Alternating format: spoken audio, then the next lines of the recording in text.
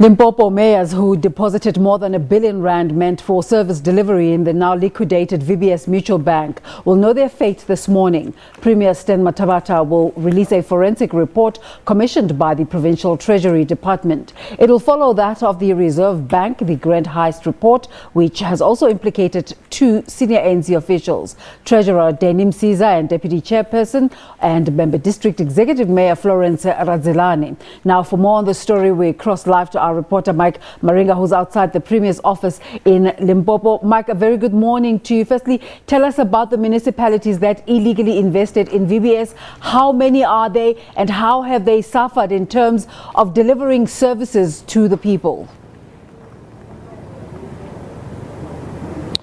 Good morning to you, Desri, and good morning to our viewers at home.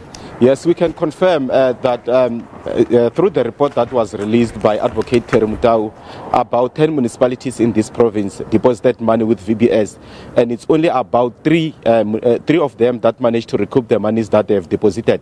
And you'll remember that since that time, the provincial government decided to have a forensic report that will deal with whatever transpired with VBS. And there has been calls all along to say, but why is the government not taking any action with regard to what has happened? And the Premier of the province, Stan Matha-batha, has always been saying that they cannot put the cart before the horse. They need to do a thorough investigation, hence the forensic investigation that has been running. And yesterday, the Premier announced that he will be releasing that report after receiving it. We don't know as to when it was received, but he has it, he has studied it, and we know since yesterday that there had been a marathon of meetings at the ANC level and the provincial government level to decide what to do with all the people who have transgressed. And let me bring now the Premier spokesperson, Kenny Matiba, to shed some light as to what is going to happen today. Mr. Matiba, good morning and welcome to SABC. Good morning. We understand that the Premier will today release the report. Please take us through as to when did that report come to the Premier's attention, and also what can we expect from it? You remember that the investigation, the forensic investigations was for about 90 days. And indeed, Treasury did its job, finished within 90 days, presented to the Premier on Friday, month end of November as promised. And the Premier studied it over the weekend, and today is the time when the report will be released to the public. And a big question that people are asking is, are we likely to see heads rolling, or it will just be another talk show? It's not another talk show. I think the Premier is on record over the weekend saying that action will be taken against those that are found to be on the wrong side of the law. And the forensic report details what needs to be done. And when we meet at 12 o'clock today, the Premier will outline what actions is going to be taken against those, whether it's politicians, whether it's officials, that action will be taken. And we understand that there are two things here. There are employees of the party. You might not be able to talk about that, but as for government employees, you're talking about your municipal managers, the CFOs. Other than the Premier, is there anyone who is dealing with their matter? Because we'll understand that when they deposited these monies, there was a directive from Treasury at the time to say these people are not supposed to deposit their monies, but they still went ahead and deposited. Look, I think we should look at it from this view that there are multi-pronged investigations. You remember this Terry Mutau report. There's also Treasury investigations, national and provincial Treasury investigations, and also the ruling party also did their own due diligence. And now what the Premier will be dealing with in here might be two things. They're currently in a meeting at the ANC to look into other things, probably to look into the political spectre of the entire thing. But the forensic investigations will deal with itself with the details on how to deal with officials from CFOs to municipal managers to assets, demand managers, those that were responsible for the transfers of the monies into the mutual bank. and it will detail what steps needs to be taken. And as to the politicians, I think the Premier will then satisfy himself with the marathon of meetings you just alluded to as to what needs to be done.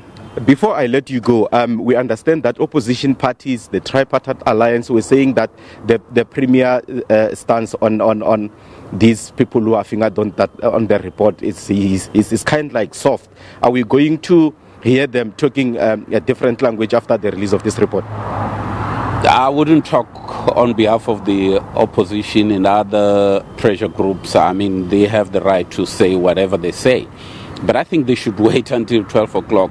As to whether the Premier is very soft, I think that will be determined by what he will say. How soft can you go? As a sponge, as a what?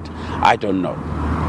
That was the Premier spokesperson, Kenny Matiba, indicating that the Premier has done everything that he had to do, has assured himself of what needs to be done after receiving that report. And he has rightfully put that the Premier is currently in a meeting. There's a PEC meeting that is happening at the Frans Mutlala House. That's the provincial ANC office. And we also understand that there was a National Working Committee meeting that also happened last night. Those are the meetings that were set to take decisions on the deployees of the party. We're talking about mayors, about 10 mayors who are set to be involved. And we also have 2 senior officials in the Provincial Executive Committee.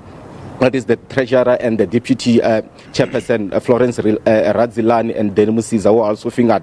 You will also understand that this VBS has divided the ANC in the province. There was a list conference over the weekend, and these 2 individuals were barred from attending because there's now a directive from Lituli House to say those who are fingered cannot be in any ANC activities. So we'll only hear at 12 o'clock as to what is likely to transpire, or if there is any decision that is taken based on what the report is saying about them. We'll also be bringing in political analysts. We'll bring in all the pressure groups that were calling for heads to roll just before that crossing. And it's now back to you at the studio. Mike, before we let you go, you've been dealing with it, and it's a very important issue, the separation of state and party, and you asked Kenny as well. But you say that there are divisions within the province in terms of what can be done with, because the Premier can act, can go some way in acting against the government employees, but it's very difficult to act with the party officials who misused their influence. What is the mood like in the province in terms of wanting to get rid of the corrupt officials? Is there a sense that everybody has had it with corruption, or is there a sense that these people are being protected? Within the party itself, there's a lot of tension. You could have sensed it since over the weekend, when there was a list conference to say that there is a division. There are people who are supporting the candidates, if I may put them so, those who are involved in this VBS saga, to say that nobody or there's no court of law that has said that they are guilty and they must remain in the party. But unfortunately, the ANC headquarters has taken a decision to say they cannot participate in any party activity. But like you have rightfully put it, to say that there are divisions, and now it is showing, and people are anxiously waiting for 12 o'clock to hear what the Premier is going to say. And it looks like everybody will be glued to the screen, because we have seen this coming. We have had a lot of matches coming to this very same office, at the Premier's office. You had COSAT, you had the DA, you had all other pressure groups that said, no, the Premier must now take a decision. So we'll see at 12 o'clock if indeed the Premier will heed to that call and suspend those who are responsible. And you must also understand that from the ANC side, the Premier does not have powers to suspend his deputy and the treasurer. It's only the PEC that is sitting now that can say, because you have been fingered and this is tarnishing the reputation of the organization, as the PEC, we have decided that you must step aside and allow all the other due processes to take place. And as soon as we are happy with the outcome, you can come back and continue with your responsibilities in the organization. But as for other government officials, we understand that the DG in the Premier's office is busy with the letters to these individuals to say this is what you have done and this is the punishment that you are going to get. As to whether they will be because most of them are suspended, as to whether they will be fired or they will be expected to pay back the monies, we don't know. It's only the Premier that can give us those answers at 12 o'clock. Mike Maringa is outside the Premier's offices in Polokwane. Blaine.